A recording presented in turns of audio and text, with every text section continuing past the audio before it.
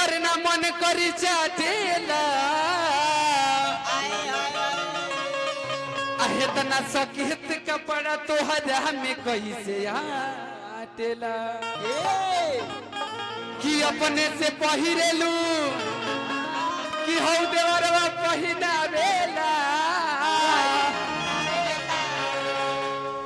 आई है बात हमारा दिमाग में नया। आप देख रहे हैं भवानी भोजपुरी के माध्यम से।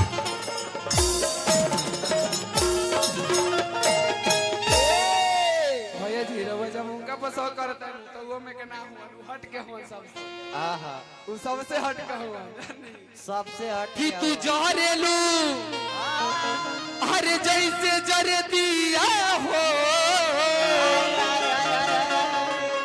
अरे हम ही के बना लो अपन पिया हो। एगो मर्द मेहरारू के मीटर बाबा हुआ कौन मीटर कौन मीटर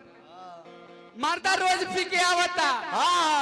मौगी के गरियावता गरियावता मारता एक दिन यही दीपक भैया पूरा पी के बम्फर है या पिसन पूरा से आइल बड़े बाड़े जानते नहीं आके हम मेहरारू से कहता है रे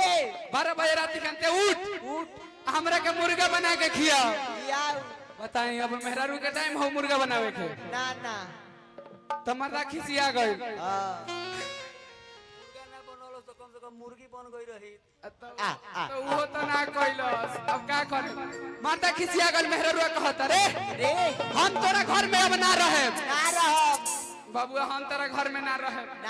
तहर भैंस दूध छैटी हगती हम तार भैंस के गोबर उठावे खातिर जाइल बनी ए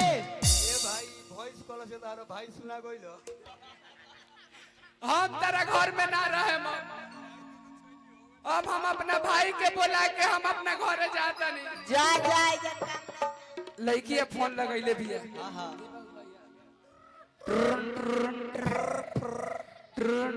उठाइए ना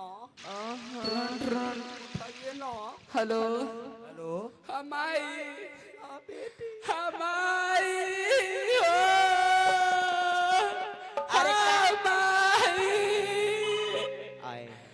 नातिया के बेटा छतिया के बतिया तुरल माई का भइल बे बेटी हम तेरा घर में ना रहे हम जाता नहीं हो हम तेरा घर में ना रहे तेना रहे हमरा घर में तेना रहबे घर में तेना रहबे औरत कहती है का मार के तो ओका बेस फाड़ दे अरे कि हमरा के मरले बड़ा अरे मुअली के मरवा हो हर जात बानी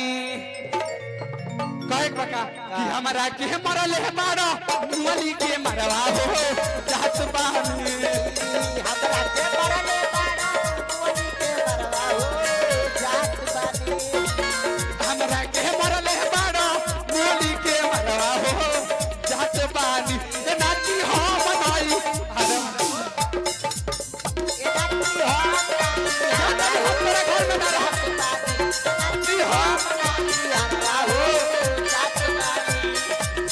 हमरा के मरल है बड़ा मुअली के मरवा हो जात बानी हमरा के मरले बड़ा मुअली के मरवा हो जात बानी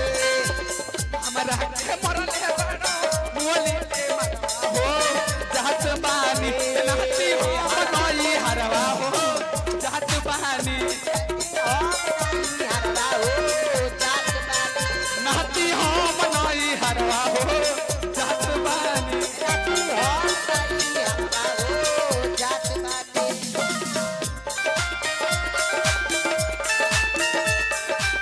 वाह वाह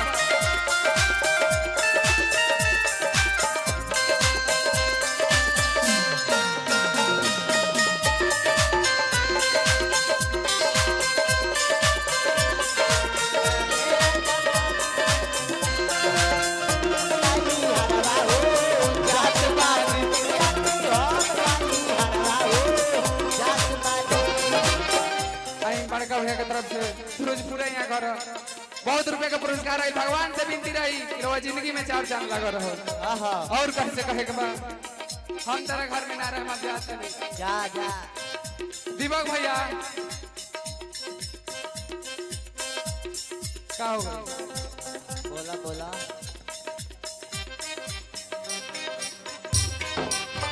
औरतिया और कहतिया ई रोज भोरे जाती है मकई के खेत में एकरा के 4 दिन से कहते रे तू वो मकई के बाल ले है तब वही नहीं खेले के आओ और ई कहे के बका सासु गरी आवे ननद मार तारी ताना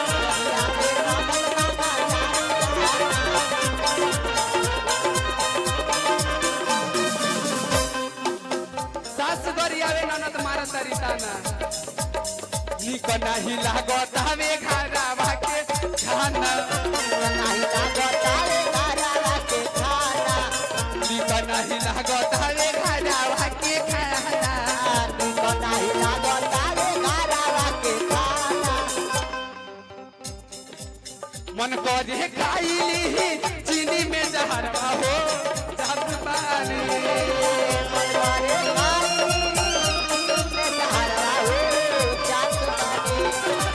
मन करे खाइली चीनी में जहरवा हो जात पानी ए नाती हम नई हरवा हो जात पानी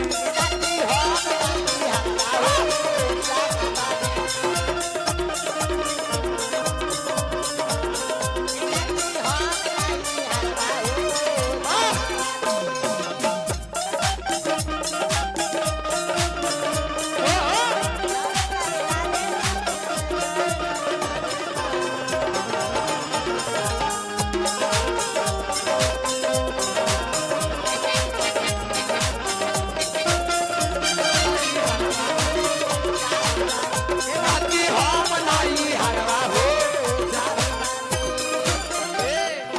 देख करे जा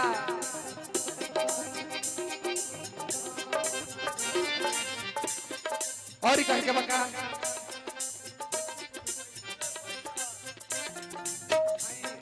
राजू भैया की तरफ से बहुत रुपए का पुरस्कार है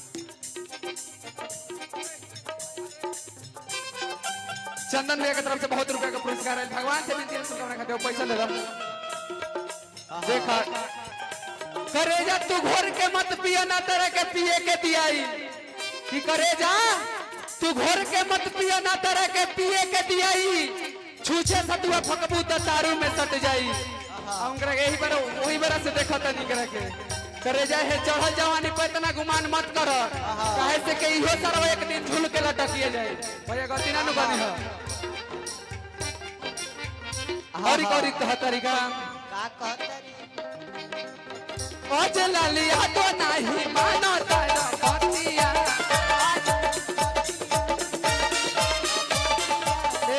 आई आयुष के पापा जी की तरफ से बहुत रुपए का पुरस्कार है भगवान से भी तेरे शुभकामना करती ओज लालिया तो नहीं मानो तारा बतिया बतिया के आई मोर कोइला पूरा बतिया